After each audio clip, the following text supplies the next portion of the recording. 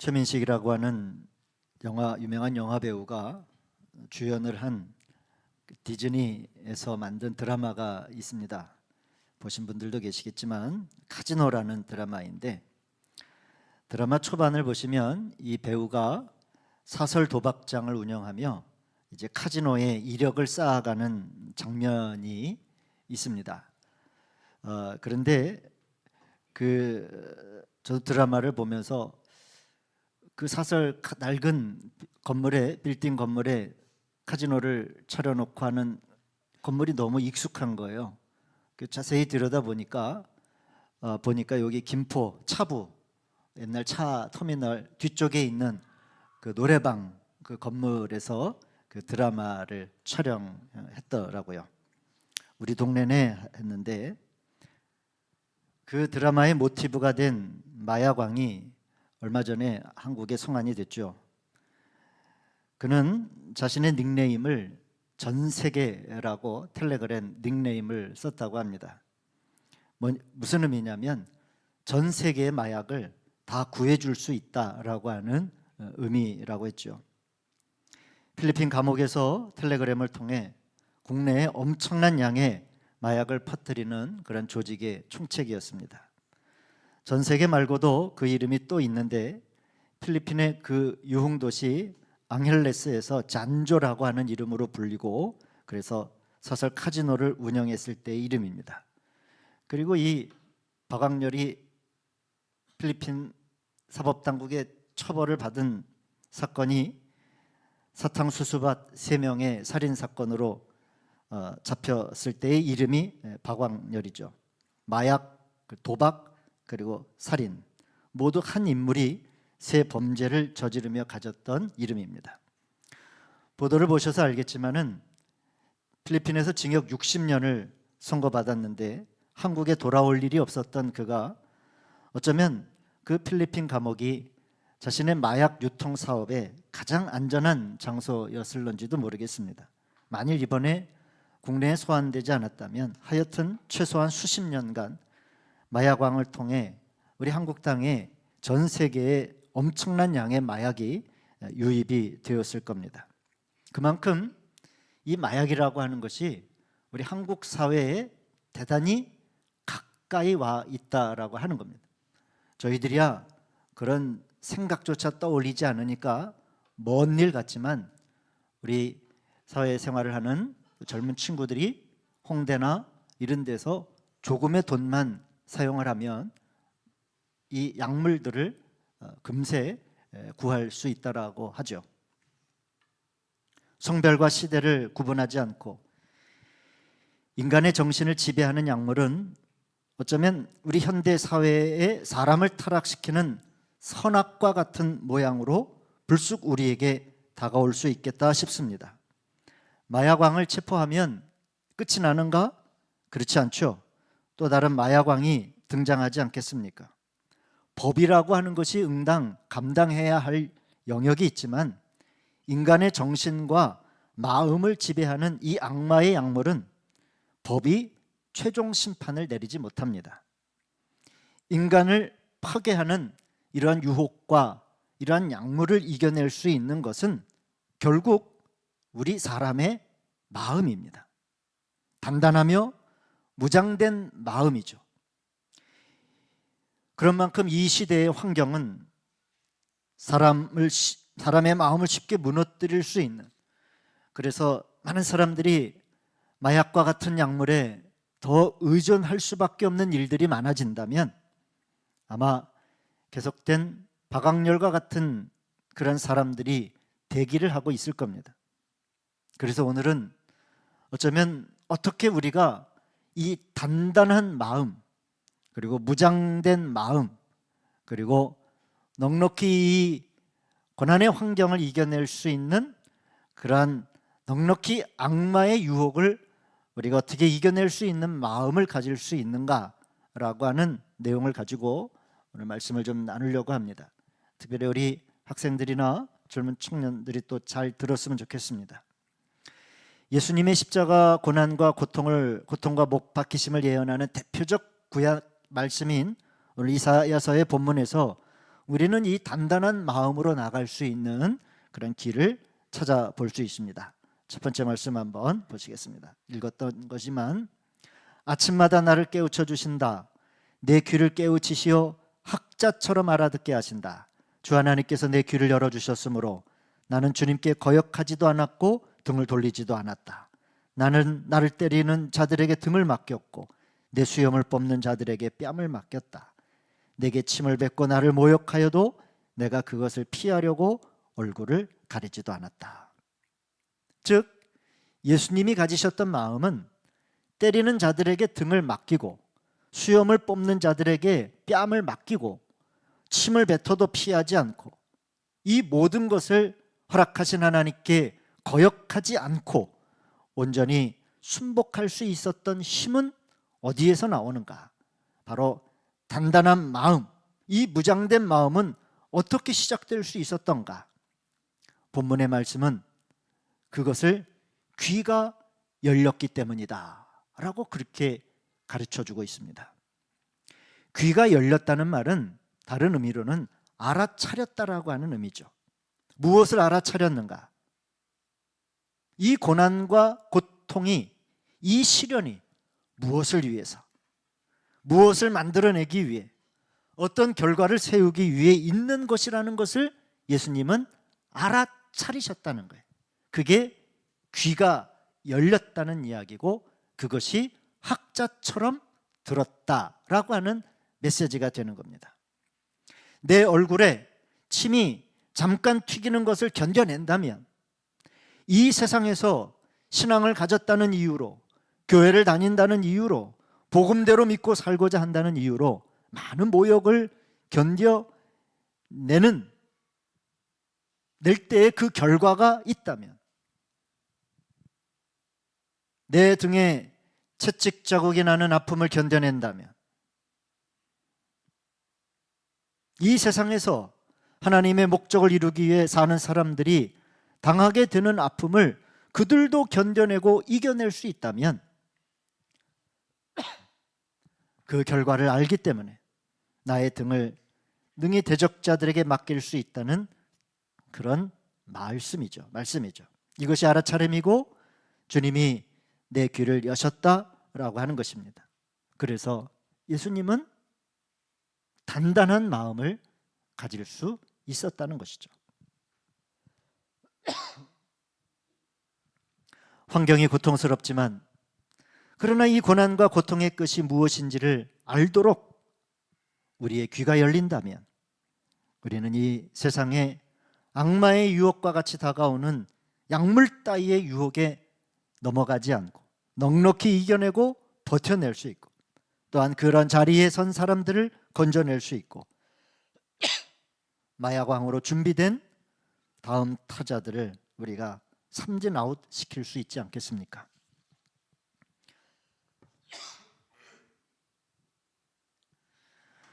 돌아오는 목요일에 4월 2일이 되나요? 종로구에 있는 대화여대 모교 채플에서 제가 좀 설교를 하게 되었습니다.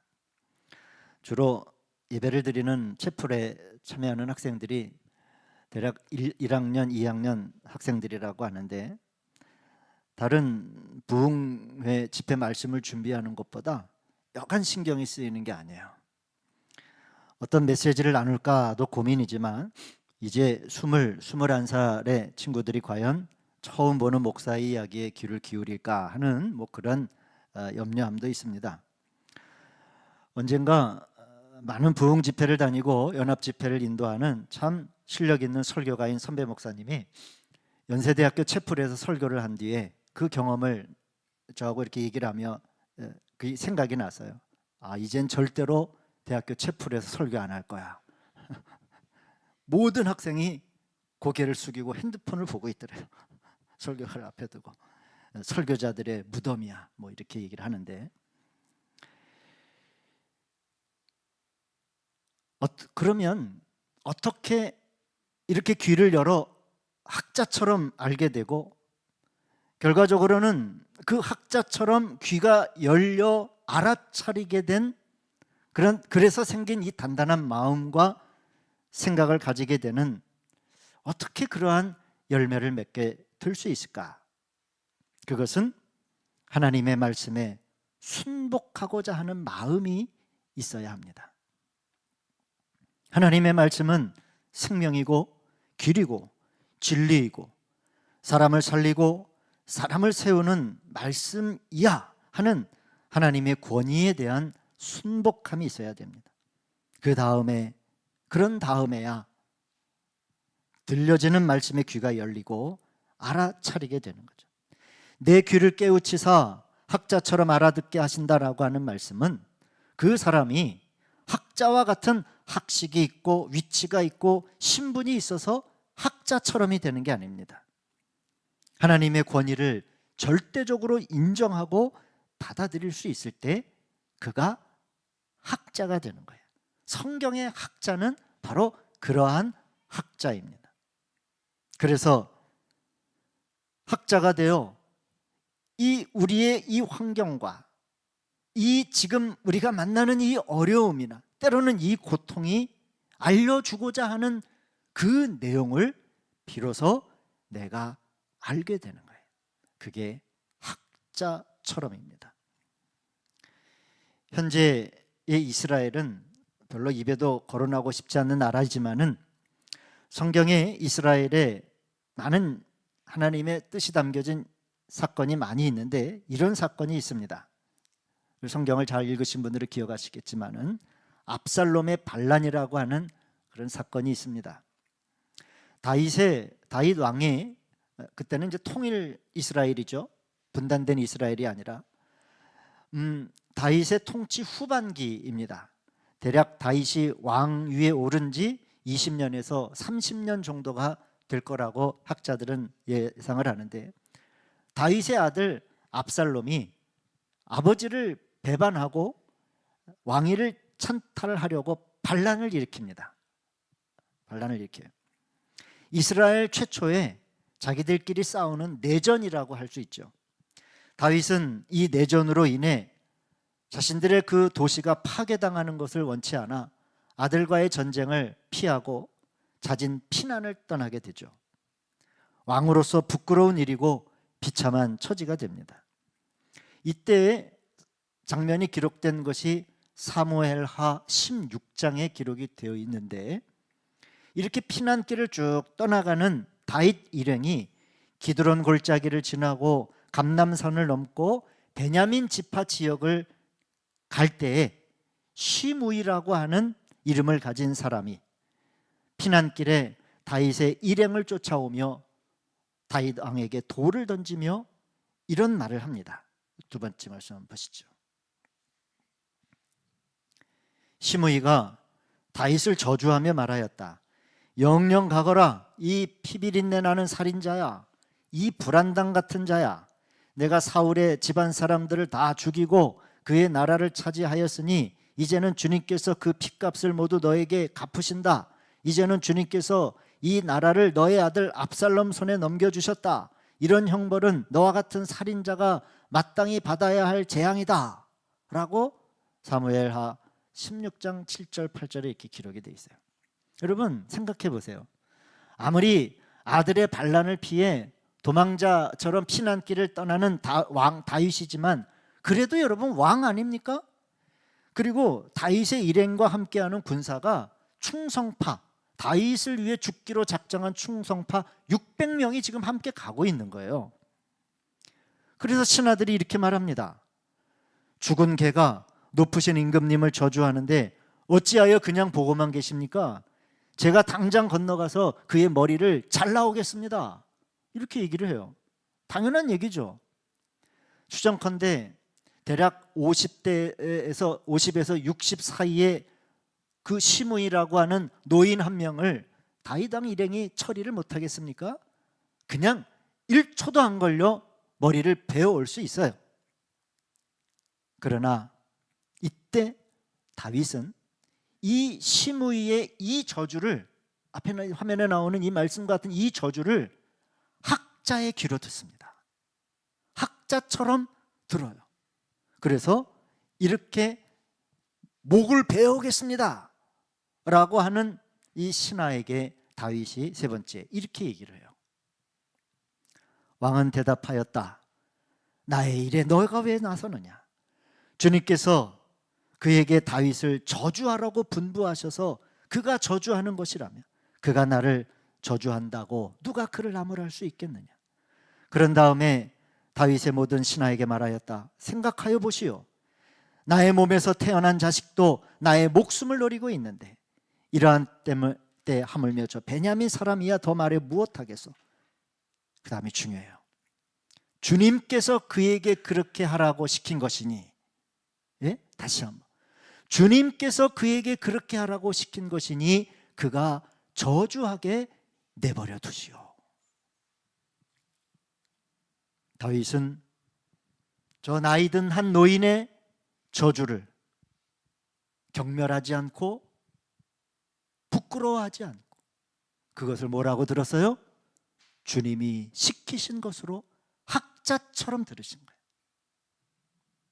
이것이 학자의 귀입니다. 주님에 대한, 하나님 아버지에 대한 절대적 권위를 인정하고 받아들이고 순복하고자 할 때 비참한 피난길을 이겨낼 수 있었던 단단한 마음을 가질 수 있었던 거예요. 무장된 마음을 가질 수 있었던 겁니다. 그 고통의 과정을 넘어갈 수 있었습니다. 환경이 다윗을 구해준 게 아니에요. 하나님의 권위에 절대적으로 순복하는 것이 그를 고통에서, 환난에서 일어설 수 있게 하였습니다. 권위는, 하나님의 권위에 순복함은 수염 뽑힘을 이겨내고 침뱉음을 견뎌내고 채찍질을 넘어섭니다. 아멘. 채찍질을 넘어서요. 왜? 하나님의 하나님 되심을 알았기 때문에 그래요. 이러한 권위에 대한 순복함은 결국 우리 믿음 생활을 승리함으로 이끌 것이고, 더 세밀하게는 단단하고 무장된 마음이 되어 악마의 유혹에서 우리 청소년들을, 우리 젊은이들을 지켜낼 수 있을 것입니다. 특히 우리 젊은이들은, 우리 학생들은 하나님의 높으시고 절대적인 권위를 알아야 합니다. 그리고 성숙한 그리스도인인 우리들도 역시 하나님의 권위 앞에 순복하는 비결을 배워야 합니다. 제가 다시 한번 우리 성도님들에게 말씀을 드립니다. 그리스도인의 기원은 무엇이죠? 그리스도인의 기원은 뭐예요? 그리스도죠. 너무 단순해서 막 어려우신가요? 그리스도인, 크리스천의 기원은 그리스도예요. 우리가 김씨, 이씨, 박씨라고 하는 천연적 출생들이 있지만은 영적인 출생에 있어서 우리의 기원은 그리스도입니다. 그러기에 우리는 그리스도께서 하신 것을 배워야 하고 그 뿌리에서 삶의 열매를 저와 여러분이 맺어야 합니다. 그리스도를 뿌리로 한다면 결코 우리는 다른 내용의 열매를 낼 수 없습니다. 이 종료주일, 그리고 오늘 고난주일은 주님께서 철저하게 하나님의 권위에 순복한 사건입니다. 주님도 이해가 안 될 수 있었어요. 그래서 주님도 뭐라고 의견을 제시하냐면, 아버지 하실 수 있으면 이 잔을 거두실 수 있으십니까? 라는 의견을 내기도 합니다. 그러나 결국에는 자신의 의견과 생각보다 우리의 기원이 되시는 예수님은 아버지의 뜻이라는 권위를 먼저 인정하고 절대적으로 순복하셨습니다. 그래서 이 고난의 잔이 의미하는 바를 학자의 귀로 들으신 거예요. 모든 만왕의 왕이 되신 주님이 십자가에 못 박히는 그 저주스러운 사건을 예수님은 학자의 귀로 알아차리신 거예요. 이것이 무슨 결과를 향하고 있는 것인가. 그래서 기꺼이 체포당하시고 기꺼이 매맞으시고 십자가에 달리셨습니다. 그때 무엇을 알게 됐냐면, 네 번째 말씀 한번 보시죠. 비로소 뭘 알아차리게 되냐면, 나의 대적이 누구냐? 내가 가까이 나올지어다. 보라, 주 여호와께서 나를 도우시리니 나를 정죄할 자 누구냐? 보라, 그들은 다 옷과 같이 헤어지며 좀이 그들을 먹으리라. 라고 하는 이 하나님의 권위에 절대적으로 순복할 때 우리 주님은 여호와께서 나를 도우시리니 라고 하는 것을 알았습니다. 그리고 구원의 역사를 반대하는 자들이 옷과 같이 헤어지고 좀이 그들을 먹게 될 것이라고 하는 것도 아셨습니다. 이 모든 것들은 알아차림은 하나님의 절대적 권위에 순복하였기 때문입니다. 사랑하는 우리 생명나무교회 성도 여러분, 젊은이들은 젊은이들대로, 우리들은 또 우리 성인들은 성인들대로 우리의 마음을 지배하려는 모든 악한 것들로부터 우리의 마음을 지켜내셔야 합니다. 그런데 그 능력이 어떻게 나오냐면 하나님의 하나님 되심을 알고 그 권위를 알고 순복하고자 하는 마음이 있어요. 제가 무조건이라고 하는 말은 우리 언어 생활에서 잘 사용하기를 꺼려 하는데, 그러나 하나님의 권위에 대하여는 저는 무조건이라고 하는 말을 사용하고 싶습니다. 예외가 없이, 무슨 토를 다는 게 아니라 무조건 순복할 때 우리는 단단하고 무장된 마음을 가질 수 있게 됩니다. 이 시간 잠시 피난길을 떠난 다윗과 같은 처지에 계신 그런 성도님들이 계십니까? 그래서 이 세상에 많은 유혹들에 노출된 적이 계십니까? 또 내 삶의 뒷자락에 시므이와 같이 나를 따라오며 돌을 던지는 그런 환경을 만나신 분들이 계십니까? 그러나 그 피난길에 매몰되지 않으시는 은혜가 있기를 주님의 이름으로 축원드립니다. 그래서 이것을 하게 하신 이는 하나님이시다. 저런 시므이가 내 눈앞에 나온 것 주님이 시키신 것이다. 그것을 학자처럼 알아듣고 다윗의 그런 단단하고 무장된 마음을 갖는 것처럼 한 주간, 이 고난주간 단단하고 무장된 마음, 학자처럼 듣게 되시는 우리 성도님들의 한 주간이 되시기를 주님의 이름으로 축원드립니다.